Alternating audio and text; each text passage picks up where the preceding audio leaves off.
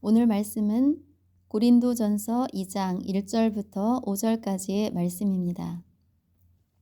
형제들아, 내가 너희에게 나아가 하나님의 증거를 전할 때 말과 지혜의 아름다운 것으로 아니하였나니 내가 너희 중에서 예수 그리스도와 그가 십자가에 못 박히신 것 외에는 아무것도 알지 아니하기로 작정하였음이라. 내가 너희 가운데 거할 때 약하고 두려워하고 심히 떨었노라.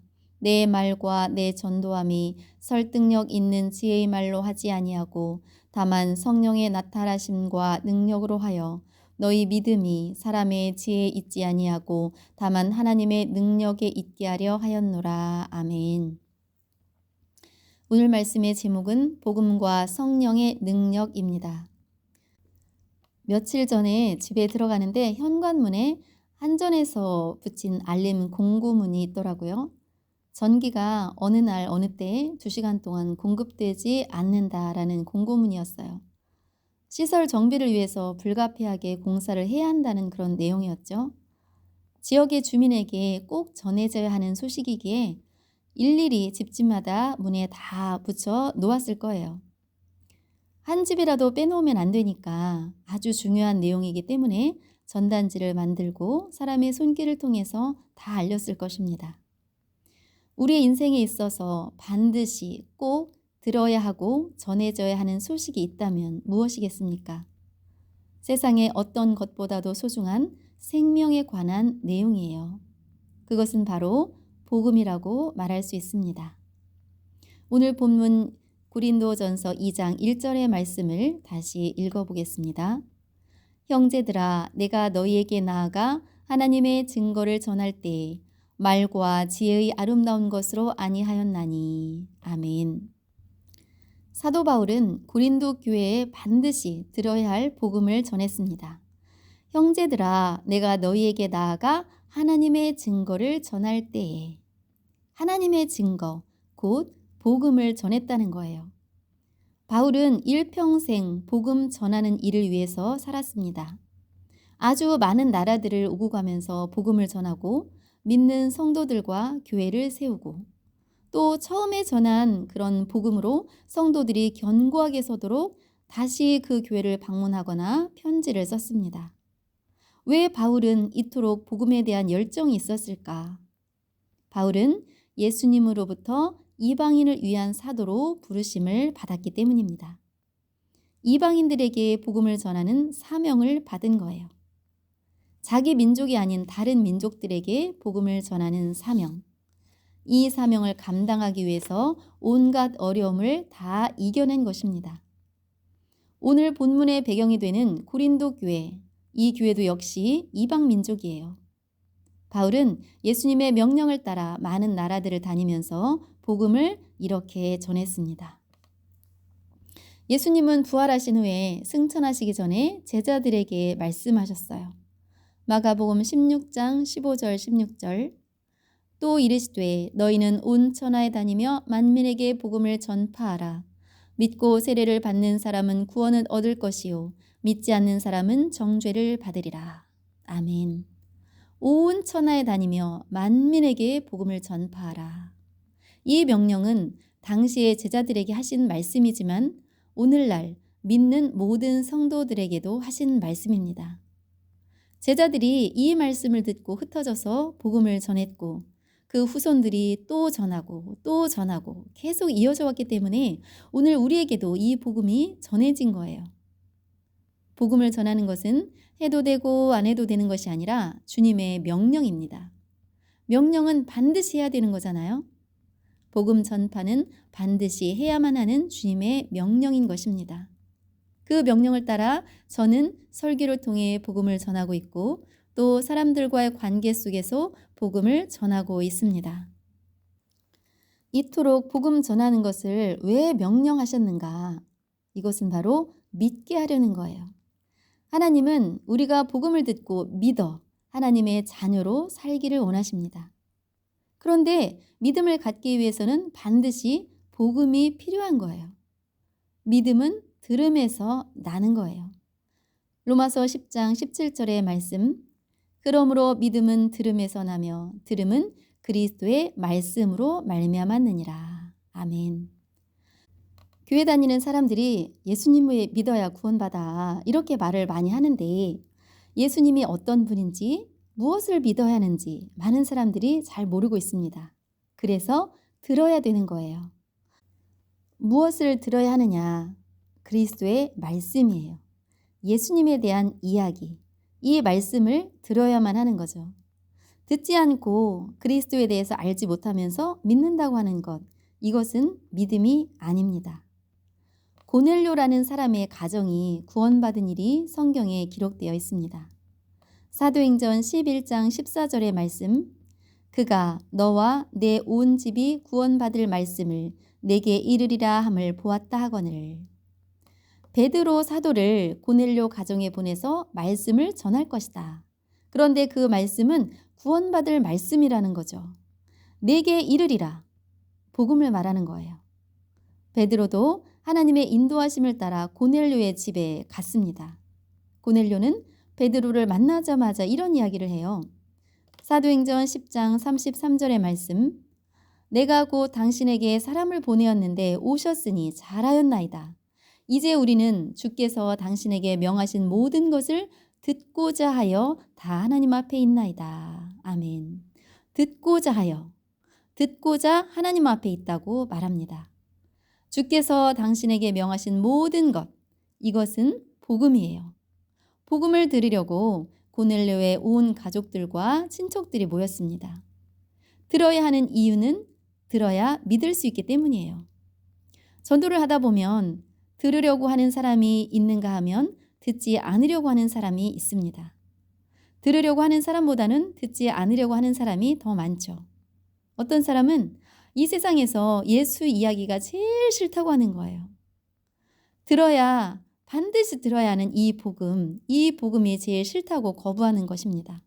너무 안타까운 일이죠.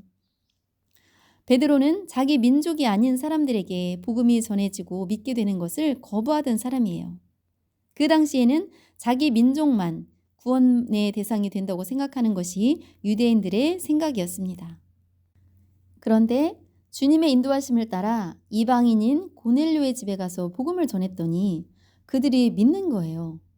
자기들에게 나타난 성령의 역사가 동일하게 그 고넬료의 가정에서도 일어났습니다. 그래서 베드로 자신도 정말 놀랐어요. 이방인에게 이런 역사가 일어나다니. 복음을 전해서 믿게 되는 역사를 보는 것, 이것은 정말 가슴 뛰는 일입니다. 한 생명이 사망에서 생명으로 옮겨지는 거잖아요. 이보다 더 큰 일은 없습니다. 우리 병원에서 볼 때 위급한 환자가 죽음을 넘나드는 가운데 있다가 살아나는 것을 보면 가족들이 아주 기뻐합니다. 영의 생명이 살아나는 것은 이 세상의 어떤 것보다도 더 소중하고 가치 있는 일입니다. 아무리 주님의 명령이라 해도 그 일이 무가치하거나 또 다른 사람들에게 피해를 주는 일이라면 하고 싶지 않을 거예요. 그러나 복음을 전해서 어떤 사람이 듣고 구원받는 것을 본다는 것은 우리에게 엄청난 기쁨입니다. 내가 가치 있는 일에 쓰임받는구나. 이런 생각에 감격해하는 거죠. 우리는 이 일에 부름받은 사람들입니다. 예수님을 믿고 구원받았다면 복음 전하는 일에 쓰임받을 준비가 다 되었다는 거예요. 저와 여러분도 복음을 듣고 믿어 구원받은 사람이기에 복음 전하는 일에도 부르심을 받은 사람인 줄 믿습니다. 반드시 들어야 하는 복음, 반드시 전해져야 하는 이 복음이 무엇인지 우리는 명확하게 알아야 합니다. 고린도전서 2장 2절의 말씀, 내가 너희 중에서 예수 그리스도와 그의 십자가에 못 박히신 것 외에는 아무것도 알지 아니하기로 작정하였음이라. 아멘. 여러분, 우리가 교회에 다니는 이유가 무엇입니까? 왜 다녀야 하는지 그거에 대해서 잘 모르고 다니는 사람들도 많아요. 우리가 심각하게 생각해 봐야 할 질문입니다. 어떤 사람은 마음의 평안을 얻기 위해서 다녀요. 또 어떤 사람은 일이 잘 된다니까, 복 받는다니까 그래서 다니고, 또 어떤 사람은 어떤 사람과의 관계 때문에 어쩔 수 없이 다니는 사람도 있습니다. 여러분은 어떤 이유로 교회에 나오나요? 구원입니다. 영혼의 구원. 교회에 와서 복음을 듣고 믿음을 갖게 되는 것, 영생을 얻는 것, 이것 때문에 다니는 거예요. 내 영혼이 구원받는 것, 또 구원받은 하나님의 자녀로 이 땅을 살아가는 것, 이것이 우리가 교회에 다녀야 하는 이유입니다. 예수 그리스도와 그가 십자가에 못 박히신 것, 이것이 우리가 교회에 다니는 충분한 이유입니다. 구원자는 오직 예수 그리스도이시기 때문이에요. 십자가에 못 박힌 것이 왜 그렇게 중요한가? 왜 십자가가 교회의 상징이 되고 예수 그리스도를 말할 때 십자가 이야기를 그렇게 하느냐? 험악한 죄인이 받는 그 형벌을 생각하기도 싫은 그 끔찍한 형벌에 대해서 왜 그렇게 2000년이 넘도록 전해져야 하는가? 이것은 죄와 관련이 있기 때문입니다. 예수님의 십자가 형벌이 끔찍했다는 것은 우리의 죄가 그만큼 끔찍했다는 뜻이에요. 우리의 죄를 해결하기 위해서 죄가 없으신 예수님이 대신 받으신 거예요. 어떤 사람이 그러더라고요. 왜 예수님이 내 대신 죄값을 치르셨냐? 우리가 영화나 드라마의 내용을 보다 보면 아들이 살인죄를 지었을 때 엄마가 대신 죄값을 치러주려고 이를 꾸미는 경우를 볼 수 있습니다. 아들이 감옥 생활을 하거나 사형당하는 것을 엄마가 대신 받으려고 그렇게 애쓰는 거죠. 왜 그럴까요? 사랑하기 때문입니다. 하나님은 왜 예수님을 보내셔서 죄 많은 사람들을 대신해서 그 독생자를 십자가에 내어 주셨는가? 예수님은 자신의 몸을 왜 십자가에 내어 놓았는가? 바로 우리를 사랑하시기 때문입니다. 사랑하기 때문에 구원해 주시려고 길을 여신 거예요. 우리는 그것을 믿음으로 받아들이기만 하면 되는 겁니다. 이것이 구원의 길이에요. 속죄의 길을 여신 예수 그리스도. 바울이 말하는 예수 그리스도와 그가 십자가에 못 박히신 것, 이것이 교회의 본질이고 우리가 이곳에 있어야 하는 이유입니다. 이 복음이 우리에게 전해졌다는 것, 이 복음을 우리가 듣고 믿는다는 것, 이것은 복 중의 복입니다. 이 복된 소식을 전하는 것, 이것이 교회의 사명입니다. 이 사명을 감당하기 위해 사도 바울은 이방인들에게 복음을 전했죠. 바울이 어떤 마음으로 전했는지 오늘 본문 2절과 3절의 말씀을 보겠습니다. 내가 너희 가운데 거할 때 약하고 두려워하고 심히 떨었노라. 내 말과 내 전도함이 설득력 있는 지혜의 말로 하지 아니하고 다만 성령의 나타나심과 능력으로 하여. 아멘. 3절에 보면 고린도 지역에서 복음을 전할 때 약하고 두려워하고 심히 떨었노라 이렇게 말하고 있습니다. 사도 바울은 로마의 권력자들 앞에서도 당당하게 복음을 전한 사람이에요. 그런데 고린도에서 복음을 전할 때 약하고 두려워하고 심히 떨었다고 이야기합니다. 사도 바울이 전에 아덴이라는 지역에서 복음을 전했던 일이 있었어요. 그곳에서 전도할 때 어떻게 했는지 사도행전 17장 18절의 말씀을 보면 어떤 에피쿠로스와 스토아 철학자들도 바울과 쟁론할세 어떤 사람은 이르되 이 말쟁이가 무슨 말을 하고자 하느냐 하고 어떤 사람은 이르되 이방 신들을 전하는 사람인가 보다 하니 이는 바울이 예수와 부활을 전하기 때문이러라. 아멘. 바울은 아덴이라는 지역에서 복음을 전했을 때 쟁론했다고 말합니다. 바울도 학식이 뛰어난 사람이에요. 가말리엘 문화에서 율법의 엄한 교훈을 받은 사람이라고 자신을 말하고 있습니다. 바울은 자신이 가진 지식을 총동원해서 철학자들과 쟁론을 한 거예요. 바울을 말쟁이라고 표현하고 있죠. 아덴에서 바울이 복음을 전했던 방식은 말을 잘하는 것, 자기 지식으로 사람들을 설득해 보려는 것, 그 방법으로 복음을 전했는데 그 방법이 효과가 없었던 거예요.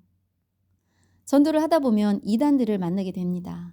그 사람들과 이야기를 계속 하다 보면은 쟁론이 되는 거예요. 그러나 쟁론은 전도의 열매로 연결되지 않습니다. 바울이 이것을 너무 잘 알았던 거예요. 자기 지식으로 이렇게 쟁론하는 것, 이것은 전도의 열매가 될 수 없다. 이런 것을 아주 깊이 뼈저리게 경험을 했습니다. 그래서 고린도에서 복음을 전할 때 그렇게 하지 않으려고 애를 썼던 거예요. 약하고 두려워하고 심히 떨었다. 내가 복음을 전할 때 세상의 지식이 아닌 오직 복음만이 잘 전해지기를 간절히 원했던 마음이죠. 바울은 복음이 잘못 전해질까봐 전전긍긍하는 그런 모습을 나타내고 있습니다. 복음은 사람의 지혜로 되는 것이 아닌 것. 내가 말을 잘하면 저 사람이 믿겠구나. 내가 저 사람을 어떻게 해보겠다. 이런 것이 아니라는 거예요. 오직 성령의 역사가 있어야 합니다. 내 말과 전도함이 설득력 있는 지혜의 말로 하지 아니하고 내가 저 사람을 설득해 보겠다?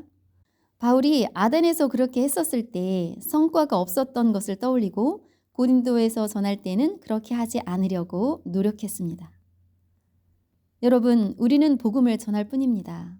예수 그리스도의 십자가의 복음을 전할 때 내가 말을 잘해서가 아니라 성령의 역사하심으로 믿게 되고 구원받는 거예요. 복음 그 자체에 능력이 있습니다. 예수 그리스도의 십자가, 구속의 은총, 그 외에 어떤 것도 필요하지 않은 거예요. 복음 없이 다른 것으로 사람의 마음을 얻으려고 하는 것은 복음을 가릴 수 있습니다. 사람들은 말하죠. 이렇게 해야 구원받아. 교회 생활은 이렇게 하는 거야. 복음이 아닌 자기의 경험과 자기의 신념 때문에 다른 사람들에게 복음이 가려지는 일이 있을 수 있다는 것을 우리는 생각해야 합니다. 반드시 복음을 들어야 되고 그때 성령의 역사가 있어야 구원의 은혜가 있습니다. 모든 사람은 분명한 복음을 들어야 합니다. 먼저 믿은 우리는 복음을 전해야 합니다. 우리가 복음을 전할 때 성령이 역사하시도록 기도하면서 전해야 되는 거예요. 노방에서 전도할 때 한 사람에게 복음 전하는 기회가 주어지면 전도팀의 다른 사람들은 성령의 역사가 임하도록 옆에서 간절히 기도합니다. 5절의 말씀을 보면 너희 믿음이 사람의 지혜에 있지 아니하고 다만 하나님의 능력에 있게 하려 하였노라. 아멘. 여러분의 믿음은 어디에 근거를 두고 있습니까? 말씀에 근거를 둔 것이라면 성령의 역사가 있었던 거예요. 복음이 전해지는 것과 성령의 역사는 항상 짝꿍처럼 붙어 다닙니다. 요한복음 3장 5절의 말씀, 예수께서 대답하시되 진실로 진실로 내게 이르노니 사람이 물과 성령으로 나지 아니하면 하나님의 나라에 들어갈 수 없느니라. 아멘. 물과 성령으로 거듭나는 것, 물은 예수 그리스도, 즉 복음을 말합니다. 복음을 들을 때 성령의 역사가 있어야만 구원에 이르는 거예요.